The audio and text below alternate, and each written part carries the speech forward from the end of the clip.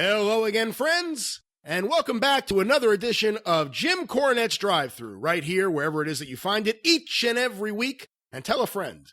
I am your host, the great Brian Last, and I hope you're not battling the flu today, like some people are, and I am joined by the man who will be answering your questions, none other than Mr. Jim Cornette. Well, you know, you've left them with the impression that I'm the one that's sick, and now I'm going to get all this outpouring of sympathy, or people are going to think I'm on my deathbed, one foot in the grave and the other foot on the banana peel, but when in actuality it's you that's sick. Oh, yeah.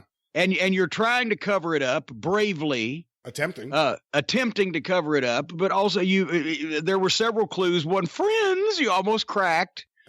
and secondly, they weren't our friends. They're just hello friends, and you are our friend. You didn't reconfirm that they're friends, but then you said tell a friend, and I don't know how many friends you think these people got, because actually I'm the voice of the friendless. If Heyman could be the voice of the homeless, or the voice of the voiceless, then I can be the voice of the friendless, because most people that enjoy me probably don't make friends easily and don't have a lot of friends. I have to say, you know, of course, we just reviewed Raw 2 weeks in a row on The Experience. You hit the nail on the head with the Alfred Hitchcock Heyman thing. People are sending clips now of Hitchcock, and I'm like, oh my God, it's Heyman. Well, but you know what? I always admired Alfred Hitchcock. So, and I hope that Paul Lee did the same. So that way, I never thought in later years I would resemble him, but maybe Paul did. Maybe he saw the jowls hanging early in his life. Speaking of jowls, my jowls are happy. They're grinning from ear to ear because it's an update from The Experience this last week. We sold out all the Midnight Express American Cancer Society photos.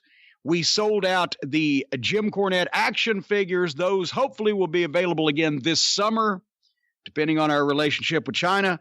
We sold out the Double the Rumble 2-disc set of Smoky Mountain Wrestling Classic action. So thank you to everybody. And that was just over a couple of days after the podcast. We gave them the last warning, and boom, and it wasn't even a couple of days. I think it was the next day we took everything down. But thank you very much for that. But news this week on some more things coming up to replace the things that have come down. Ah, very interesting. I don't even know what this news is. Well, and you don't need to know. You're on a need to goddamn know basis, and you don't need to know yet. Ooh. As a matter of fact, I barely just figured it out. But no, and I want to remind everybody, this is something I have figured out. We've been talking about C2E2 in Chicago in March. This I have pretty much figured it out because a couple of other things have come up on my dance card for the year 2019. It's getting full now. So we can pretty much say with a degree of certainty that this will be the only opportunity in 2019 for you to meet and hang out with Jim Cornette in person in the Midwest, Illinois, Wisconsin, Indiana, them parts. Come to Chicago, come to C2E2, because it's your only chance this year, unless you want to travel a good piece, to see me in person. And that will be happening March 22nd through the 24th at McCormick Place. We had Gabe Yoakum of C2E2 on what we called him an account asshole, right? He didn't want to be an executive. Well, you did. I did, but we were close like that. But we had Gabe talking about it. It's a huge extravaganza pop culture event. It's March 22nd through 24th, as I said, but on March 23rd, as part of C2E2 After Dark, that's that Saturday night, which is going to be all right for eating. Get a little cheating in on your diet. We will host the all VIP gathering of the Cult of Cornette. They're making the pilgrimage. Have a beef with Jim Cornette. Live in Chicago, 3+ hours of stand-up meltdown, Chicago wrestling stories, interactive Q&A, free autographed 8x10, free photo op, some personal hangout time while we all eat a Chicago Italian beef sandwich. It's like a sore Peter and a busted drum. You can't beat it. Seating is limited. Everybody's a VIP, $65 all in, and you don't even need a ticket to C2E2. tinyurl.com/corny in Chicago. And we're going to have a lot of fucking fun. And we will have burger towels at that event. We'll be at the booth all weekend. Cornette's Collectibles. I'm going to have a wide array or a wide variety of items for you to purchase, but we're going to have burger towels standing by at Have a Beef so you can wipe my greasy goodness off of your face, along with the smiles. Do you think in any way this event will alienate your vegetarian fans? Well, you know, I guess Mama says it bees that way sometimes because Chicago is not noted for its fantastic produce. Where should I go to have a vegetarian get together with Jim Cornette? That's a good question. I don't know. What would it be? Have a zucchini with Corny? That works. Well, I don't know. Where's known for their vegetables? Somebody write in and let us know where. Idaho. Where there you go. Get potatoed by Jim Cornette in Boise. Hey, that works. The Boise VFW Hall in the year 2525. If Corny is still alive, we will be get potatoed by Corny in Idaho. Well, no, we have to go somewhere.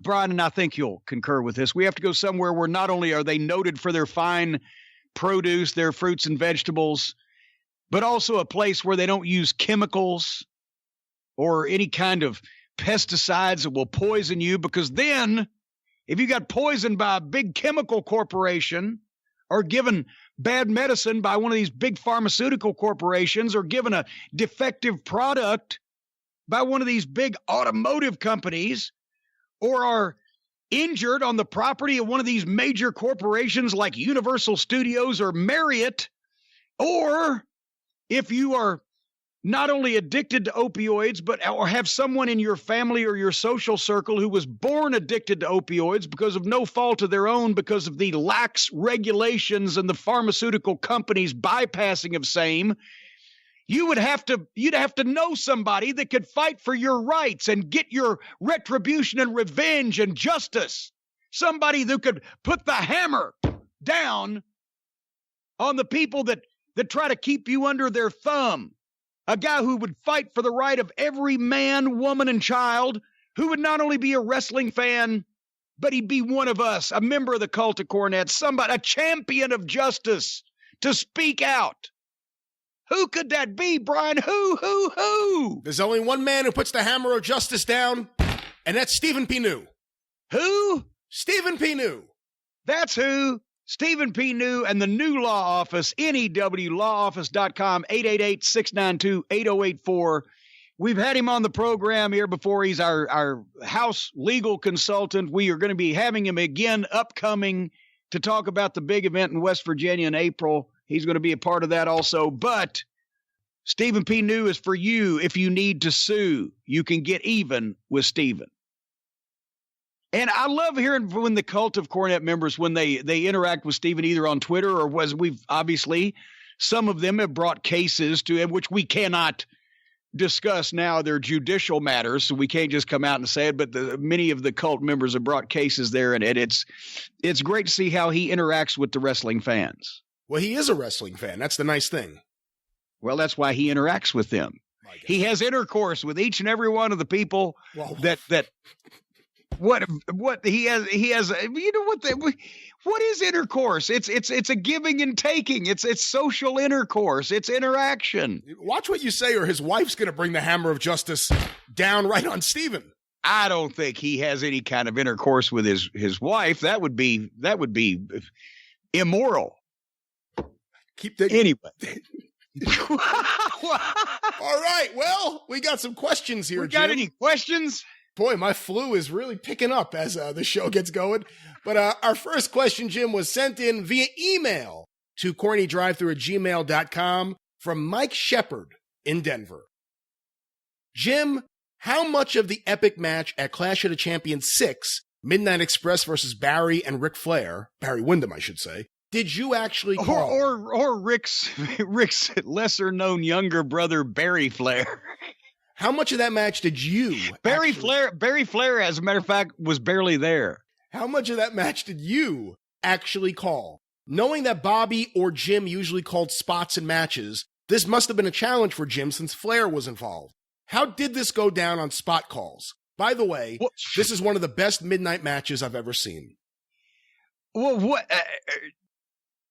I don't know that me and Bobby actually called all the matches. I would call very little of the Midnight Express matches. I, in later years, came up with a lot of the finishes, especially on the big shows. But the matches were usually up to the boys, although I came up with a lot of the double team moves or some of the spots that we would use on occasion. But where they came in was, once again, and the TV matches with the job guys I set up, because that way I would sit down and go over it with them to make sure nobody got hurt. But no, we're working with Ric Flair, so there wasn't a lot of the match called beforehand, just a general flow, because as I recall, I don't know if we had to work around a commercial break. It was on TBS Live, so, we had television time constraints, and I think it was maybe a smidge of heat on Bobby to give Stan a tag, and then a little more heat on Stan to give Bobby. However it was, we had the general flow of it, and then Flair mostly set that up, since he was the booker and did book the match at the same time. And they did it. It was fun for us because it was different.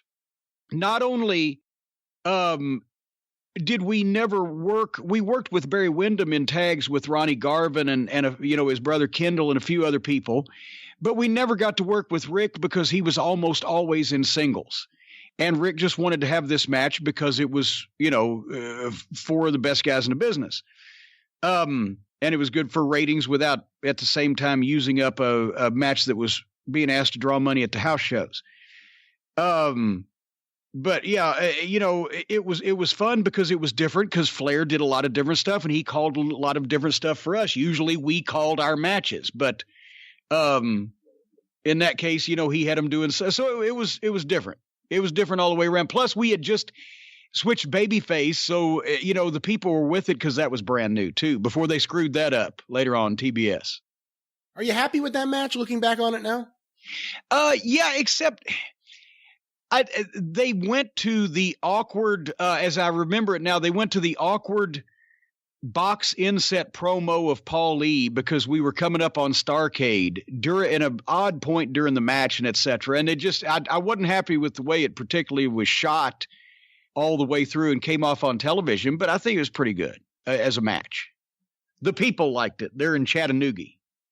Our next question, Jim, was sent in the CornyDriveThru at gmail.com from Seth Hicks in Hudson, North Carolina. I've often heard Bruce Pritchard say a title belt is nothing more than a prop. Do you feel this way too? Well, I mean, I would have to know what the context of Bruce, because I've heard Shitstain say the same thing, which in the context that he was saying it is fucking ridiculous. It does it a disservice to say that, and you should probably only say that to somebody else inside the business that knows what you mean, if indeed that is what you mean. Yes, the belt is a prop in terms of it's something that signifies who the champion is, and it's a visual piece of business that you use on television, so loosely it's a prop, but it demeans the importance of it. And if you think of it as that way, as if you think of the belt publicly as just a prop, it's just something we can switch around, or just, something to be held, by somebody, and it doesn't mean that, well, then you're a fucking idiot, because then you've shot yourself in the foot on one of the biggest things you have that can consistently be relied on to sell tickets and main event, your fucking championship. And if you get to the point where you have so many championships that you do treat them like a fucking prop, you got too many championships. You need to cut some of the fucking belts out. You said Shitstain thought that way. Bruce Pritchard thinks that way, obviously. Does Vince McMahon think that way? Is that why Bruce Pritchard thinks that way? I mean, is this something that Vince also thinks, that the belt is simply a prop? No, because I haven't been around Vince over the last 20 years or so that often, but the whole idea of Bret Hart having his WWF championship and it leaving the company with Bret instigated the biggest fucking brouhaha and chivalry of modern fucking times. No, Vince always knew that was one of his basic rules of wrestling. Your champion, you protect. Your champion is your man. The title is significant. I don't know. But now, they got umpteen 7 of them. So what the fuck? If Vince had really believed that all the way through, then they would have never split and had two champions, of one of Raw and one of SmackDown. That's just stupid anyway, because then nobody can keep track of who the champion is. Our next question, Jim, was sent in on Twitter using the hashtag CornyDriveThru from JM. If a wrestler has an idea on how he wants to portray his character, who should he talk to? The agent, the writer, or the higher-ups? Oh, Jesus. I don't know these days. Maybe you just ought to keep your fucking mouth shut. In wrestling, in the days of professional wrestling, if you were in a territory working as someone and you had some ideas for stuff that you could do, you would go to the booker, and if he liked you and if he saw something in you, he would listen to it, and he might even take some of the suggestions. And if you were, one of the guys underneath that he didn't really have any plans for, then he might, nod and say, well, that's a great idea, and you'd never hear anything about it again. But it had to be, maybe it was you switching. If you're underneath babyface, hey, what about if I turn on so-and-so and I could be a heel and blah, blah, blah. And that actually might get the booker's attention better, because if he's got you underneath, you need to freshen up anyway. And, if it's top guys, he's going to listen to them all the time, and they're going to have input on their finishes and what they say on TV and their angles and whole 9 yards. If it's something that's, for lack of a better phrase, if it's something that you wouldn't do, if suddenly you wanted to change your name when you've already been wrestling as fucking Joe Smith and now you want to be Don Brown, well, he's not going to do that, because that doesn't make any sense. If you suddenly want to just change your look and all of a sudden Sugar Bear Harris becomes Kamala the Ugandan Giant, no, he wouldn't do that, because that would be a complete departure from how you've been presented to the people. That's why you would go to another territory. You'd go someplace that you hadn't been wrestling. If you'd never been, or you hadn't been long enough that they didn't remember you, didn't know who you are, with your hair grown out or your different fucking gimmick or whatever. And you would sell the booker in that new territory. Hey, I've got this gimmick I want to do. And if you want to bring me in so I can do it, it's this and this and this. And that's where you would change. You have great change in the way that you looked or were presented, or your character, as they say now. Does that make sense? You couldn't just change your shit while people were looking at you. And that's what they used to do, that even in 90s in the WWF. They would do that sometimes. They bring a guy back 4 weeks later on another name, and I'm, what the fuck are you doing? We just saw this guy. That's fucking stupid. To me, that was an expose. It not only was it confusing, but then it just made the guy wishy-washy.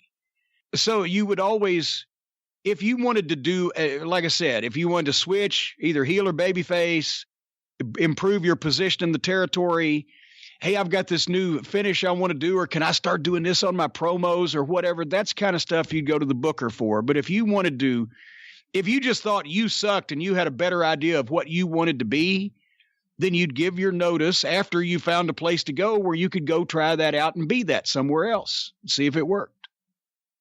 Cody Rhodes, actually, if you think about it. Well, there you go. They wouldn't let him do what he wanted to try to do, and he had to go to the independent scene to really try to break out. But that's, you can't just repack. They used to call it, we need to repackage him, pal.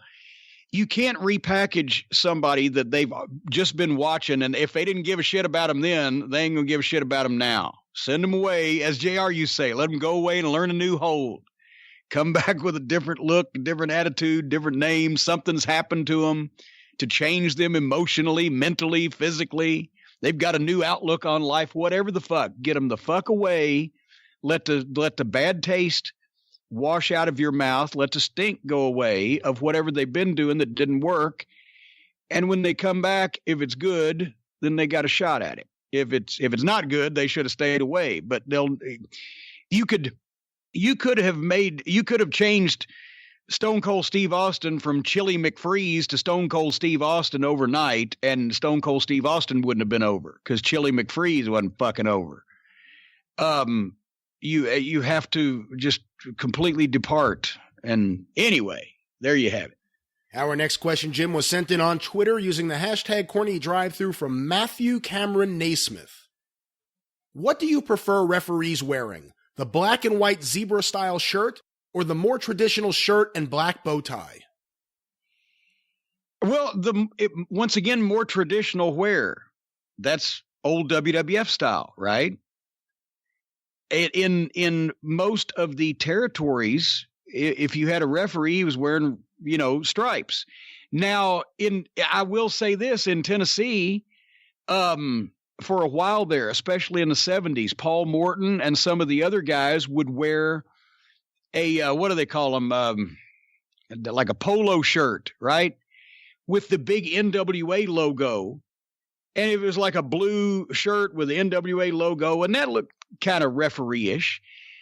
I've never been a stickler for the tuxedo outfit thing on a referee, but then Brian Hildebrand had the suspenders and the fucking and the gimmick bow tie or whatever, but he looked good. Point is, if it looks like an official, I can settle with it. I can live with it. But you see, once again, on independent clips, the referees look like they just got off work changing the oil in the pit at fucking Jiffy Lube. I'm not talking about dirty, just rumpled and just, like overwork overalls or whatever, or just street clothes. And while I'm on the subject, referees that look like fucking shit physically just bug the shit out of me too. Because do you see any fat, lumpy, poor posture, piss poor, fucking mope faced referees in the UFC? No. Or on a basketball court, only baseball. Only baseball. Well, in baseball, they don't have to go anywhere, right? And before anybody thinks I didn't like Todd Sinclair, because I love you, Todd. Todd is a little pudgy. Todd's portly, let's say. But I've never seen a motherfucker work harder than him. And if he was the only referee on a Ring of Honor show, he would work every match as hard as he could. He would be disheveled at the end of the thing. He would be covered in sweat. His face would be red. He'd look like he's having a stroke, and he'd have a big smile on his face. And he's kept up with him. I don't know how. But I encourage the referees to get in shape also, because it just doesn't look right. If you have, and even if they're not in shape, if they got lousy fucking posture and just stand around with their shoulders slumped and wave their arms and don't do anything, a bad referee that's obviously phony and trying to stay out of the way can kill even a fairly good match. So, he's an important part of the fucking program. Our next question, Jim, was sent in via email to CornyDriveThru@gmail.com from Coyote Bill's Band. In July of 1986, during the Great American Bash Tour, there was a UWF Jim Crockett Show at Reunion Arena in Dallas. I remember it being a big deal, as it was the first Major League Wrestling show in Dallas that didn't involve the Von Erichs. It was also a big deal because Dusty Rhodes won the NWA World title the night before and successfully defended against the challenger Ric Flair. It seemed like both promotions pulled out all stops for this show, and all the big stars were there. I remember the local promos that aired on Worldwide, and Wahoo McDaniel did one, saying he was excited about returning to Dallas because, in his words, he had been blacklisted there at one time. The day of the show came and Wahoo was not on the bill. I always wondered what he was blacklisted for. The Midnight Express were also on this show, if I recall correctly. Was this after World Class withdrew from the NWA? I was wondering if Mr. Cornette remembers anything about this night and could shed any light on this subject. Well, as a matter of fact, I do remember that event, and thanks to the magic of modern editing, I've had time to grab my Midnight Express scrapbook, the highly sought-after publication. It was July 27th, the day after the Greensboro Coliseum bash, where, as he said, Dusty had won the title. The Midnight Express and Jim Cornette, by the way, were against the Road Warriors and Baby Doll in a cage match as the semifinal underneath Flair and Dusty on that show. And in Greensboro, we'd drawn 13,000 fans and $257,000. That was the non-Starcade City gate record for any wrestling event in Greensboro. And by the way, $257,000 30 years, that's about what, $650,000, $700,000 gate in today's money. But anyway, then from there, that was a Friday night. On Saturday morning, we go to Atlanta and do 2 TBS tapes, the Saturday night 605 show and the Sunday night 605 show, right? Then we get back on the fucking plane and go to Dallas to Reunion Arena for that debut of Crockett in Reunion Arena. So we had actually had 4 matches in fucking a 24-hour period by the time we got finished with this. The house was $95,000. I think they did a cheaper ticket than, because it wasn't an actual, it was on the Great American Bash tour, but it wasn't billed as a Great American Bash, because that's when there was only 14 in July of 86. But it was the first time for Crockett there, and World Class was badly in decline by this point. They pulled out of the NWA, etc. And it was a $95,000 house and almost 10,000 people. That was probably the best house that Crockett ever drew there. And we were against the Rock and Roll Express in a 20-minute draw on the card, as I recall from reading this book. But the people were fucking hot. And I remember the book mentions we had to struggle to return to the dressing room. They were swinging and swatting. They had a year to be mad at us because they never really got, when the Midnight left, we gave our notice and left to go to Crockett, and, we put the Fantastics over, but the people never really got to see us just sodomized, right? So they were still hot at us, and we had to fucking struggle and fight and swing to get fucking back to the locker room after being out of the territory for a year. Then we go back. I remember this because it was fucking, this was at a time where obviously everybody was realizing that it was about to be Crockett and Vince, right? So we go back in the locker room, and there visiting is Freebird Buddy Roberts. And this was before he'd had the throat cancer and etc. But a rumor had gone around, you may remember this, that he had died because he was out of sight for a few months or whatever. Do you remember that in the 80s, or is that before your time? I don't remember that. And I just want to say, though, at this period of time, Buddy Roberts would have been in the UWF already. Okay, well, the point is, there was no internet at that point. The funny line that you about squashed now, I'm about to say. There was no internet at that point, and a fucking rumor had gone around that Buddy Roberts had died, right? A few months earlier in the locker rooms or whatever. And we come back, and there's Buddy Roberts. He's sitting there visiting some of the boys, right? But he is dressed like he just came off of like a 3 or 4 day drunk. He's got the jeans and the bandanas tied around him and the ripped up T-shirt that's kind of dirty, but his hair, he's been out on a motorcycle. His hair's all up in a thing, and he's got soot on his face. And Dennis looked at him and said, "Buddy, I heard you were dead." And he waited a beat, and he said, "I see they were right." Oh my God. But yeah, it was a hot night in the old Dallas Reunion Arena. Tell me about Buddy Roberts, though. Was he a fun guy to be around? Yeah. I didn't spend too much time around him because we were never in the same territory with the Freebirds for long, except that last time with Crockett. And but Buddy was the one that was he was the worker of the bunch. Terry Gordy was a great worker, but Buddy was the worker that could get chicken shit heat and drop the fall and keep his heat and everything. Michael was the promo, but it would hurt you practically every time he touched you, and it just awkward. But he was the fucking personality and the star. And Terry was the backup, who was he was the only one really that could be a singles main event level star in a major promotion on his own. And together, they were, but Terry was great, but he was actually low key back in those days, in the locker room, just, funny to hang out with. But Buddy was funny. He was fun. But it was, it was just, it was interesting seeing, because every time we would go, that was the point I was going to make. We'd go to one of these towns in another territory that was still operating. Like if we go to, I hate to say it, poor old Tennessee stud Ron Fuller, but some of the boys in Continental, if we were in a Continental area, they'd kind of come and visit their friends. Or if we were in Dallas, some of the guys who were still in Dallas would visit their friends or whatever. And you could tell that everybody was like, fuck, I'm on a sinking ship. And this boat is, this is the goddamn, Queen Mary over here.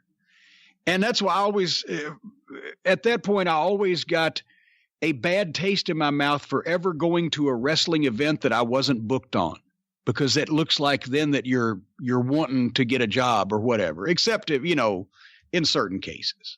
I asked you not too long ago about what it was like when you were living in Louisiana. In '85 in Dallas, what was the TV situation when you were home? Did you have cable television? What were you able to get in Dallas? Oh, God, yeah. Dallas was the best cable system I'd ever had to that point in time, because the one I had in Nashville only had like 22 channels or whatever back then. And in Alexandria, Louisiana, the cable system just got you channels, but the picture was the shits. On your cable channel, you would have the next channel bleeding over. The ghost of the next channel would be underneath it and all that shit, right? So in fucking Dallas, we got TBS, we got USA, we got all the good stuff, we got all the local channels, and you could see it was almost as good as when I went to Atlanta, where Pedicino had the wrestling block.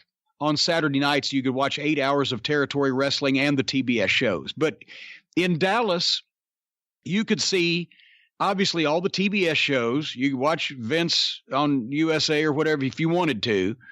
But also the world-class syndicated show was on 39, and the KTV show was 10 o'clock to midnight every Saturday night on Fort Worth Channel 11, which was a superstation in Texas, and, reached all of hundreds of miles in every direction. And they had 2 hours of television to plug it was just amazing. You could watch a lot of fucking wrestling in Dallas. You grew up on wrestling being a morning thing. What did you think about something like that, where wrestling was on so late at night? Well, yeah, I could get the idea of the thing, but, at the same time, that was kind of extra special, because prime time or Saturday night like that is actually, or used to be back in the old days, a better television time than, Saturday afternoon or Sunday morning, or you might get bumped around or whatever. It was amazing television setups that they had. And the same thing in Houston. They had Saturday night down there on Houston Channel 39, and then Sunday morning for an hour and a half. So they'd get the Saturday night right after the news TV watching crowd, or they'd get the Sunday morning right after church watching crowd. It was, and on a strong local station. So they had ratings that wrestling will never, ever get again. Before Raw, the main WWF show was Superstars, which would typically be syndicated on a weekend morning, or at least on the weekend. And of course, the 6:05 show on Saturday and Sunday on TBS were long established. And now everything is during the week, whether it's SmackDown or Raw, whatever it may be. Do you think wrestling's missing something, not having more weekend programming? Well, Ring of Honor, because Ring of Honor still treats their wrestling the Sinclair treats their wrestling program like a sports program of days gone by. It's a, syndicated sports program, and you put those on the weekends. And, I know they say, well, people go out on Saturday night. People always went out on Saturday night. That's kind of the night that you've always gone out, or Friday night or whatever. It still didn't stop TV shows that people wanted to see from getting over. So as long as it's a strong station, people will find it. But maybe that's the difference in perception, where now wrestling is on in prime time on weeknights with all the rest of the fucking scripted entertainment shows, instead of on the weekends with all the rest of the sports programs. I don't know what to tell you. Our next question, Jim, was sent in via email to CornyDriveThru@gmail.com from Charlie in Starkville, Mississippi.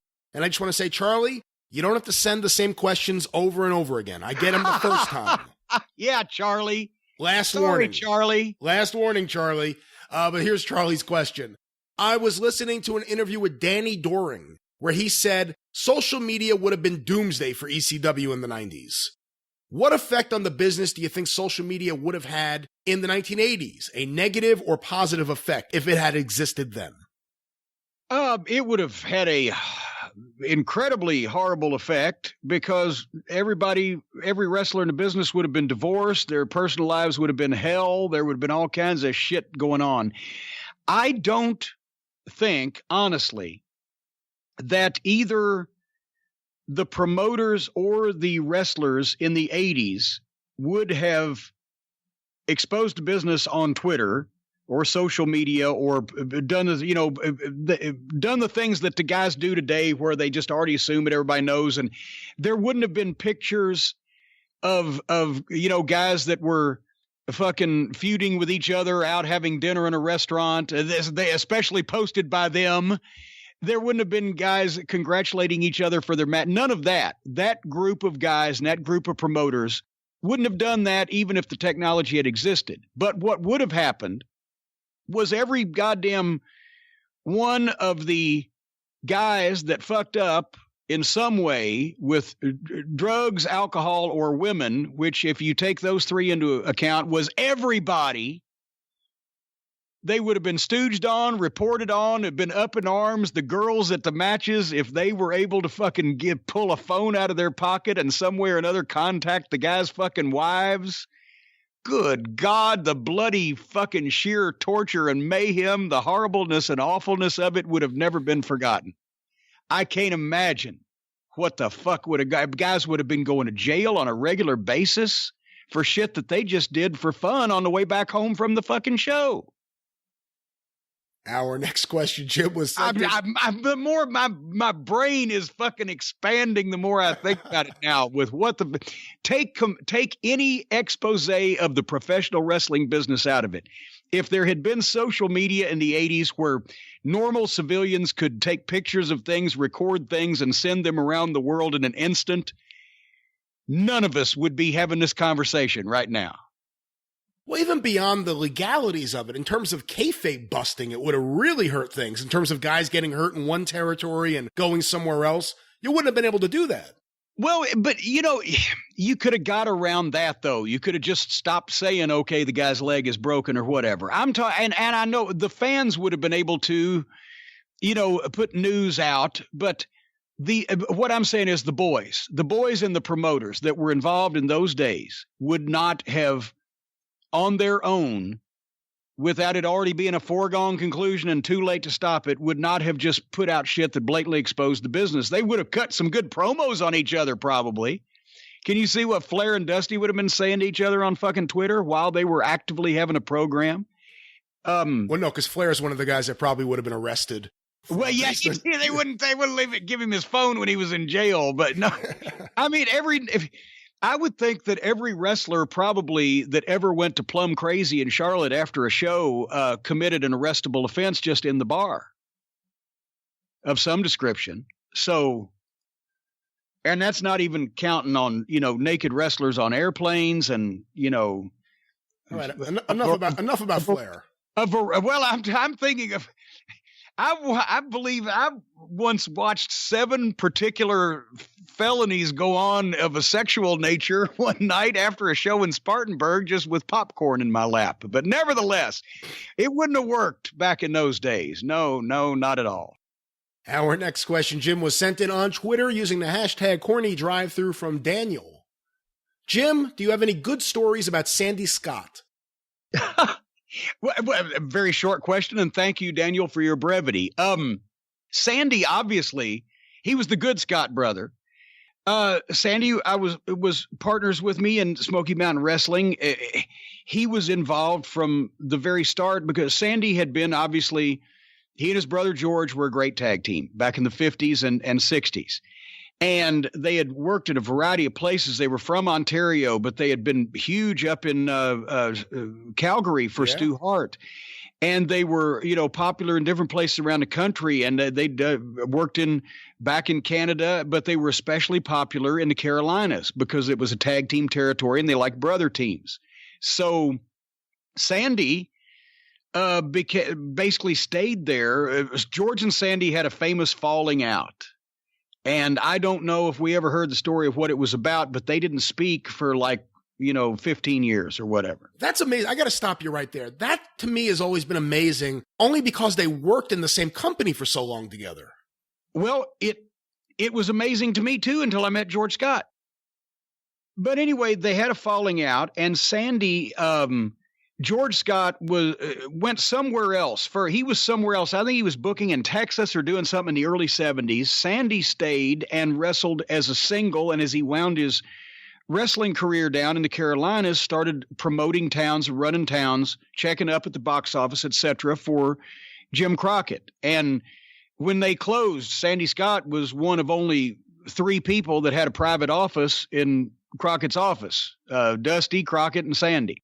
Actually, no, Sandy he had the double office because Gene Anderson's desk was next to his. So Gene and Sandy split one. But anyway, Sandy promoted like Greenville, South Carolina. He was the guy that check up at the box office and make sure the guys got their draws, make sure that the local publicity went out, all that good stuff. And he did a lot of stuff with the commissions and everything. So when I was trying to set everything up to open up Smoky Mountain Wrestling, I'd been talking to Sandy because he saw what happened. And actually, Turner Broadcasting, by the time that they took over fully, started using other event promoters and had dropped him anyway. So when I quit and was ready to open up Smoky Mountain, he started going to California to the meetings with Ruben with me from the start, started going to the TV stations with me from the start. Sandy is a guy that knew all of those TV station managers because Crockett's TV had been on in every one of those markets for years on the same stations. And now suddenly it was gone. And he knew the building managers. That's how we got deals like I've told you about Freedom Hall in Johnson City and the Knoxville Civic Coliseum. And he knew sponsors in those small towns in Virginia and West Virginia so we could run the spot shows. But he could go in and get Freedom Hall. I mean, was a beautiful place for fucking like $800 flat rent and then, staffing and all this shit. Anyway, so Sandy right from the start was instrumental. Sandy, Brian Hildebrand, Mark Curtis, and myself, pretty much put all that stuff together from scratch at one time or another. But the story that I heard, because I wasn't there, Sandy and George, even when George came in and was the booker in the Carolinas from 74 to when did they get rid of him? Was it 79, 80? 80, 81? Yeah, something like that. About there, but they had it was a falling out. It wasn't over business. It was a family matter. That's all I know. And they didn't speak. And then George Scott was gone. Sandy was there. And then in 1989, or 88, no, early 89, they had just bought Crockett Promotions, TBS had. And that's when that idiot Jim Hurd was coming along and they hired that idiot George Scott to be the booker. I heard that at his first day at CNN Center, Sandy's on the elevator with a couple other people, and the elevator door is open, and George gets in and turned around and looked at the door, and it closed, and it went up, and they all got off, and George and Sandy, as the first time they'd seen each other in like 10 years, they didn't speak. So I admire, because Sandy he had a dry sense of humor. He was a fun guy. I don't know what the fuck George Scott's problem was from the few conversations I had with fucking asshole. Besides maybe early onset Alzheimer's, but Sandy was fun. He had a dry sense of humor because he was Canadian. And every once in a while he'd drive me crazy because like if New Jack would bug him and he had to have his check cashed that night, And it was a house of 116 people there. And Sandy's like, I don't know if I'm going to have it or not. And he wouldn't quit bugging Sandy to get his check cashed. So finally Sandy would hand him an envelope with nothing in it. and then Brian Hildebrand would come over. New Jack's mad. Well, tell him to stop bugging Sandy for fuck's sake. But Sandy was the fun one. He was the good Scott. You were pretty lucky with Smoky Mountain that you had him and Hildebrand because you knew you could trust them. You ever think about that? If you didn't have either one of them, who you would have been able to bring in that you knew you could trust and rely on and that they were intelligent enough to get things done? Well, yeah, and actually that, I don't know if it would have gone much farther if I hadn't already had Sandy, especially because of his early on, he had to be the one to talk to the building people. And he was the one that at least had a relationship and knew the TV station managers. For some of the good that it did us, they were always friendly when they said, no, we need, X dollars per week, or we can't do it because Richard Simmons is paying us a fortune or whatever. So he and I started. And then when I was able to convince Brian, because early on, Tommy Young couldn't referee because of his neck, but I was going to make him my agent, where I knew that I had somebody to carry finishes back and forth that knew what they were doing when we were in separate locker rooms and we couldn't speak to each other, right? Heels and baby faces, in the high schools and et cetera. And he did for the first year. Tommy came up and worked every weekend that we did house shows, but he was also able to help Brian with his refereeing and with his finish carrying. So about a year later, Tommy called me up and said, Corny, he said, I don't really think you need me anymore, which it was the first time anybody had ever told me that. And he was right. Brian could do it. And Tommy, and it was running up in the mountains every weekend was getting old on Tommy. But without them, I would have been fucking nuts. And I don't know, especially without Sandy, is what I was going to say, if it would have gotten that far to be an actual real promotion, because we wouldn't have made a lot of the early plans unless I knew I could get into some of the buildings and some of the, stations. And Sandy also had all those records. And he knew everybody that could fix a ring or drive a ring or do anything that needed to be done. What about that other referee you had? Was it Flash? Flash, Daryl Morris. Flash showed up. I can't remember exactly. Somebody brought him to my attention, but he wanted to referee, and he was almost same size as Brian, so he made the boys look huge. And he was a very nice kid, very quiet, but reliable and polite. And we used him as our secondary referee, and as on the big shows like Knoxville, Johnson City, the major house shows. I always wanted to have two referees because it just looks cheap if the same guy's out there. But if the same guy's out there at the fucking Polk County High School, fuck it, right? I'm saving a payoff. But Flash would do the big house shows, or he'd fill in if we had two shows in one night doing a fair somewhere or whatever. And he did a good job. He just didn't have Brian's fireball personality. Our next question, Jim, was sent in via email to CornyDriveThru@gmail.com from Jason Hawkins.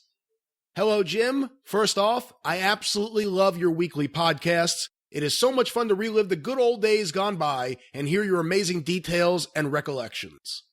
My question is, in 1989, it was rumored that Bill Watts interviewed with TBS for the Booker and/or Vice President job with WCW, even came out to the New Orleans Clash to speak with them. My question is, if he had been hired, how different would that year have turned out? Do you think we would have gotten the epic Flair versus Funk or Flair versus Steamboat matches? What do you think Bill Watts would have done in WCW in 1989? Well, so he's saying he was interviewing for Herd's job, right? Not the booking job. Well, or what? If he's saying it's the New Orleans Clash, that's after Herd was already in there. Okay, in that case, then no, it wouldn't have made any difference. Everybody fucking freaks the fuck out because Bill Watts, when he came in 1993, he wouldn't let him jump off the top rope, but he moved the mats, and he didn't want to pay Pillman $250,000 a year. He didn't want to pay those fucking guys that much money because they weren't drawing any money, because the previous 5 years, the fucking morons that had been running the company had sabotaged it so bad that they couldn't. Why the last thing anybody needs to look at with Watts's tenure was creative, because he was brought in and basically told, we lost $8 million last year, make that not happen. So he got it down to where they lost like $1 million. And so they were 7 times better off when he left than they were when he started. And who gives a shit about people didn't understand what he was trying to do with restoring some rules, running off some guys with high contracts to go to Vince. He didn't give a shit as long as he wasn't paying them. Or to having guys that he believed in take lesser, so he'd push them, which are all things at that point that needed to be done because of the mismanagement of the previous 5 years. If he had started in Herd's position it would have probably been a whole different story. If anybody else had started in Herd's position, it would have been a whole different story. All the top talent wouldn't have been run off. The fucking house show business wouldn't have been sabotaged.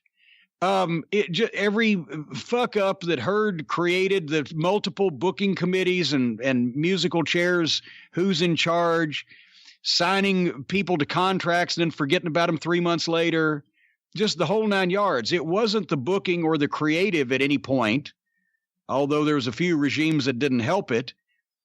It was the management of the thing, which was a fucking mess. So nobody could, I mean, when you look at it,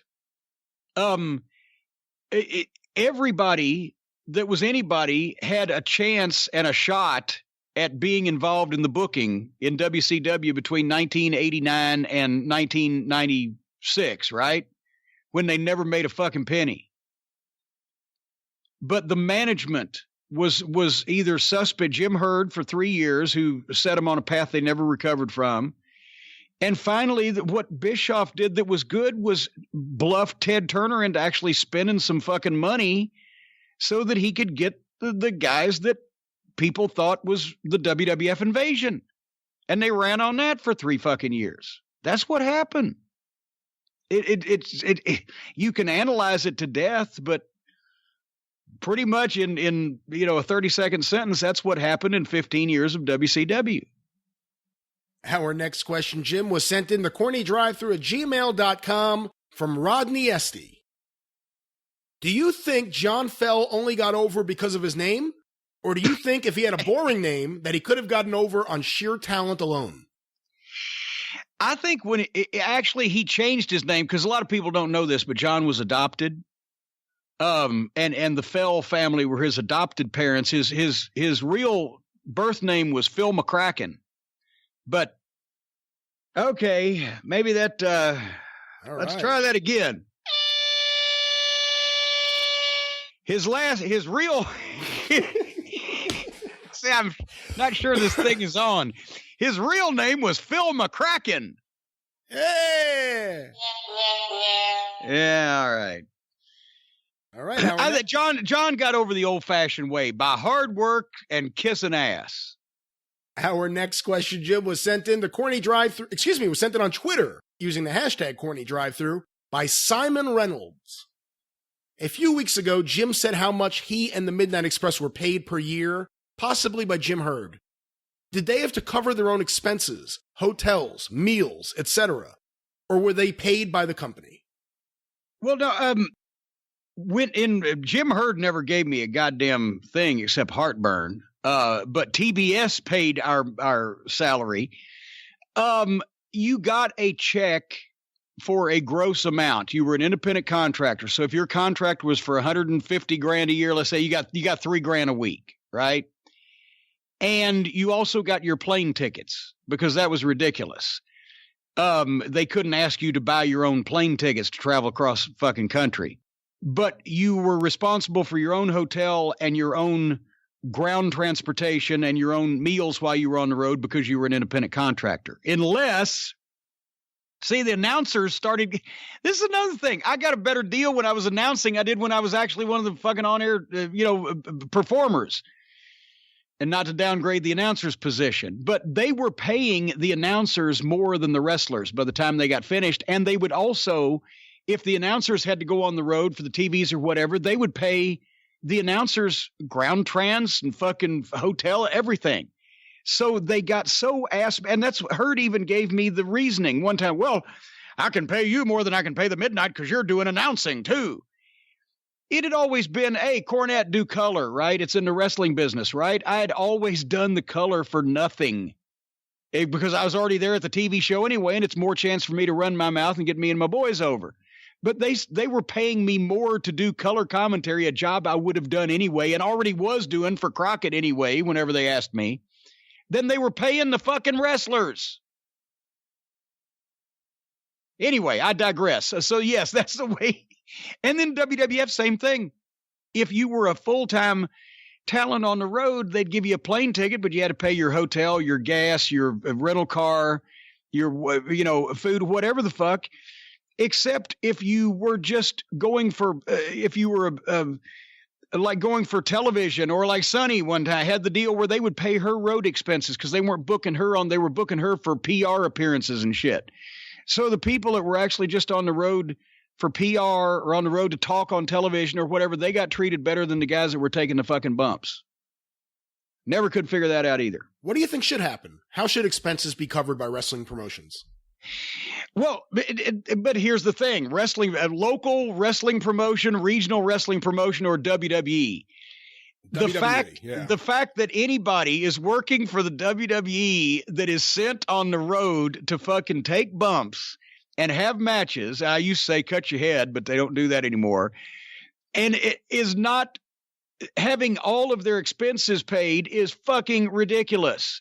And they do it to cling to the independent contractor thing because they can't, if they start paying for the boys' ground trans and their food and their hotel and all that stuff, then it blows their independent contractor fucking gig that they've set up, the WWE has, to screw the boys, because it makes them look more like employees. And then they'd have to start doing the benefits thing and et cetera, which would cost them more money. And just because they're making, what was it, $16 billion off the new TV deal, and they're, the most profitable they've ever been, there's no reason in the world why you ought to cover fucking wrestlers' dinner at Perkins.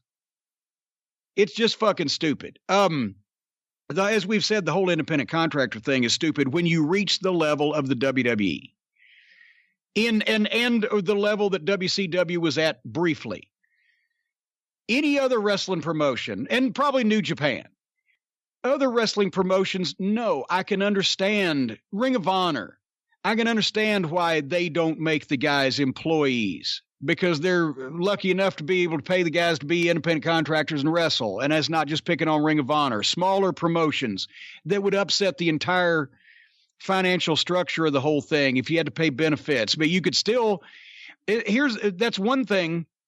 Ring of Honor, I insisted that Sinclair do when they bought the company, was give the guys their plane ticket and give the guys a double occupancy in a fucking hotel room, because the previous Ring of Honor deal had been they had 20 guys at the airport. They'd get like fucking 3 hotel rooms and everybody could just sit or crash or whatever till the first flight out in the morning. Well, no, fuck that. I said, if you're going to call these guys professional athletes on TV, you need to treat them like professional athletes. So we got double occupancy hotel rooms written in the Sinclair deal for everybody. It just depends on to me, the size and status of the promotion as to what they can do. A lot of guys, you bring a fucking star in and everything's paid, from the plane ticket, and they put him up in the hotel and they carry him around and they buy his dinner and everything. And a guy working on the same card that's not a star might get $25 and spent twice as much to get there. But every economics of every wrestling promotion is different, and especially going back to the territory days. In the territory days, there were guys that were taken care of, obviously, and guys that weren't. And there were territories that did things for you that other companies didn't do within the independent contractor genre. But there is absolutely no excuse for wrestlers working for the WWE on the road to go in their fucking pocket for anything at this point, especially when we see on the goddamn on the internet, whenever they announce that, the executives who have, never had a wrestling hold applied to them in their life except for Triple H are all have millions of dollars worth of this fucking stock they speak of, right? Well, Michelle so-and-so just got $7 million in stock. And meanwhile, fucking Finn Balor is fucking, splitting the tab at fucking Denny's at 2 a.m. in Chicago. Fuck that. Fuck you, now that I think about it. That's bullshit. Our next question, Jim, was emailed in to CornyDriveThru@gmail.com from George Moranville. George, my old friend George. George is a Kentuckian. Good guy. Old friend of Weasel Dooley's, too. Jim, can you analyze the Freebirds' run in Memphis, particularly the TV match of Lawler and Dundee versus the Freebirds? A TV match seems odd, especially the clean finish with Dundee getting pinned. In addition, the pre-match promo with Gordy revealing Hayes while Lawler and Dundee wait in the ring like jobbers seemed improvised. P.S. Yet again, Lance Russell proved in this segment why he is the greatest of all time. I can pretty much explain. They ran for 3 months is what they ran for in Memphis. I was there at the studio when they did their first appearance. I was there that Monday night in Memphis when they did their first match. And then I watched them weekly, and they were in a territory that was July. So August, September, October, about 3 months, and went to Louisiana, worked for Watts. I don't think that it was, George saw it the way that it transpired. Me knowing the personalities involved, even though I wasn't in on the finish meeting on television, I'm assuming that they thought that Michael Hayes was going to do a quick promo and then get in the ring. I don't think they knew that they were going to get the full Freebird experience.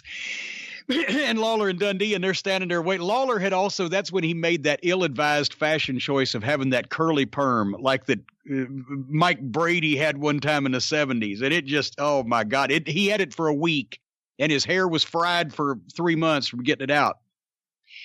What happened? Lawler and Dundee, the top tag team in the territory, come to the ring, and then on the TV show in the studio, and then Terry Gordy and Michael Hayes, who nobody's ever heard of in Memphis, come out, and Michael Hayes has a towel over his head, and Gordy introduces Michael, and Michael flips the towel back because it's obvious that he's done this, he says, because he didn't want the women to riot or whatever because he's so pretty. And then he does all his stuff, what you see is what you get, what you don't see is better yet, the women's pet, the men's regret, and all his rock and roll stuff. I'm thinking they probably said, they've heard this kid can talk, so go over and get yourself over and then get in the ring, right?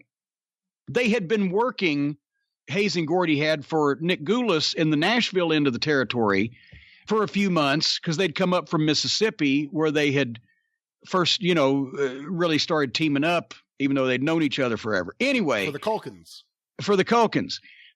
They didn't call them Nick Goulas could not be talked into calling them the Fabulous Freebirds because he didn't get it because he didn't know what the fuck Leonard Skinner was.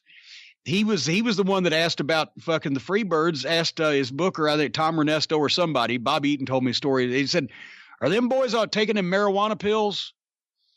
But anyway, Nick didn't understand him. It was pretty boy Michael Hayes and Terry Gordy. So when they got switched over to Memphis, Jerry's a little younger back then. He got the picture.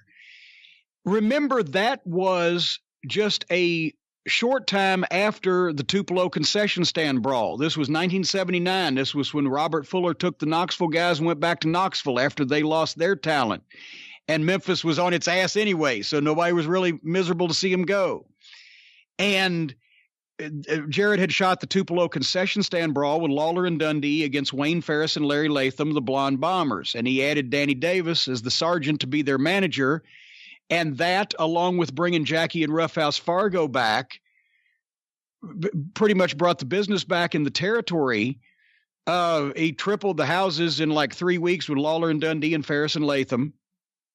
And this was right after that. It was the WFIA convention. So that show in Memphis, that's when they brought this kid in named Terry Boulder, the Hulk. Well, they brought him back. He'd been there. He'd been there for just, a few weeks, and then he left and he came back again a month later. And they brought in his brother, Eddie Boulder, who was Brutus Beefcake. And they brought in Outlaw Ron Bass and Pete Austin, a kid from Boston who was huge, and I don't know whatever happened to him.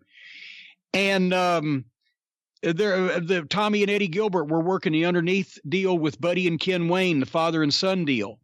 And they brought Jackie and Roughhouse back to fight the Blonde Bombers that summer also.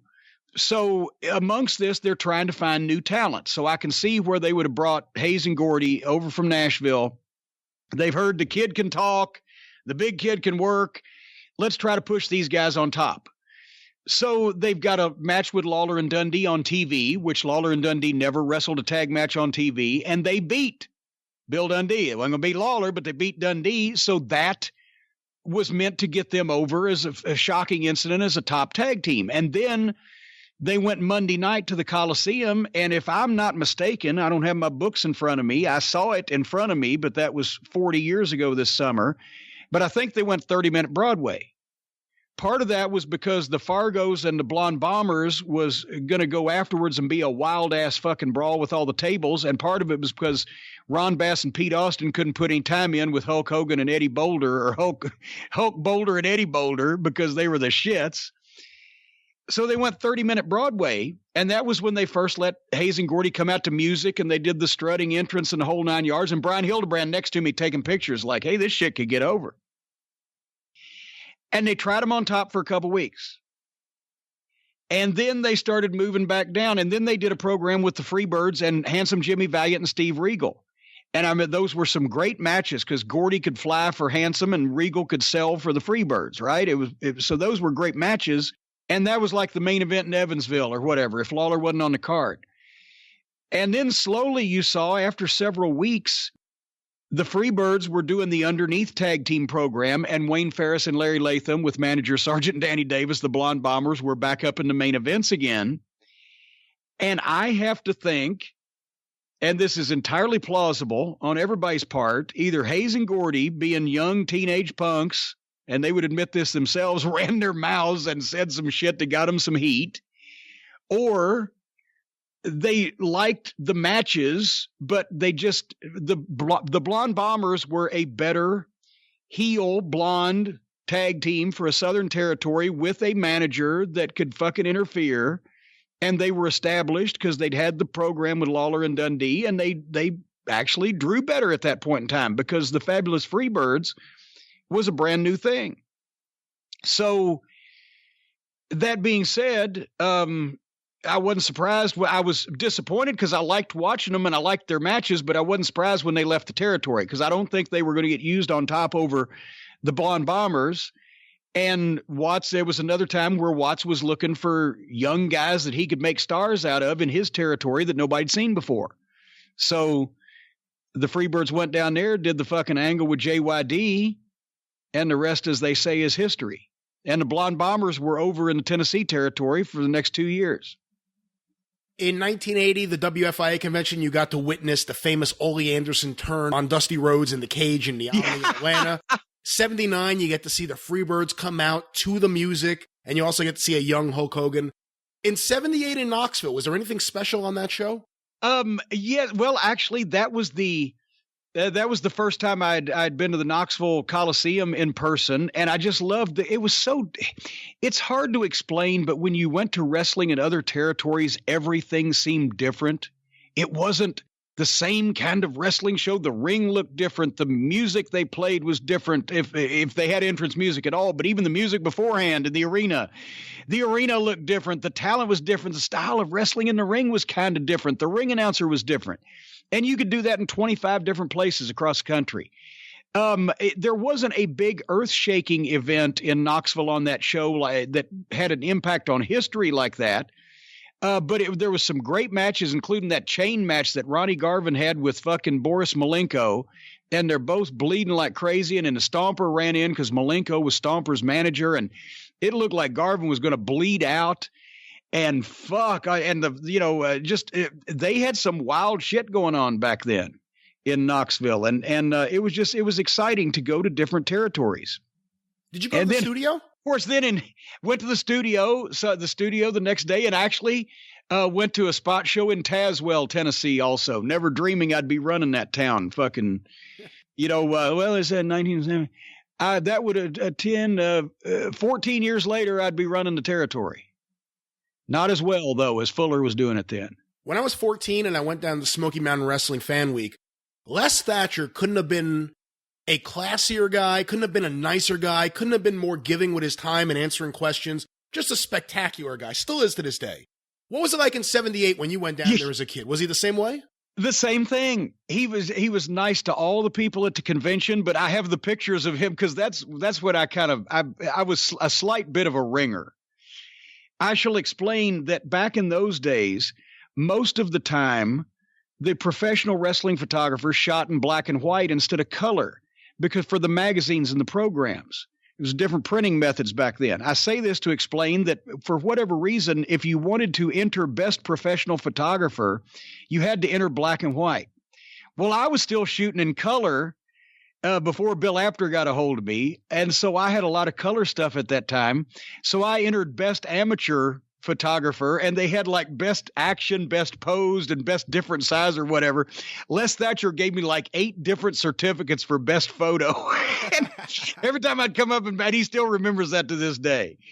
And no, he was great with everybody. He was fun. He's a nice guy, and he loved talking about wrestling and loved putting Knoxville wrestling over, just like he did 20 years later. There was no change, no difference. Our final question here this week, Jim, was emailed in to CornyDriveThru@gmail.com from Aaron Tolles in Bowling Green, Ohio. I read in a recent interview that Carl Ouellet claims that he was supposed to win the WWF title from Bob Backlund in Canada, then drop it to Diesel or Brett in the US a few weeks later. You being in the company at the time, what do you know about this? To me, it sounds like a load of crap. Also, what are your thoughts on his work? Well, I haven't seen what he's been doing lately, but everybody's just going insane. But he was always able, especially for a bigger guy, to do the flying cannonballs and all that stuff and take the bumps and somehow not kill himself. And I'm here now. People are worried about him because he's just going crazy. But he's a freak. He's a physical freak. Having said, I've heard a variety of the stories.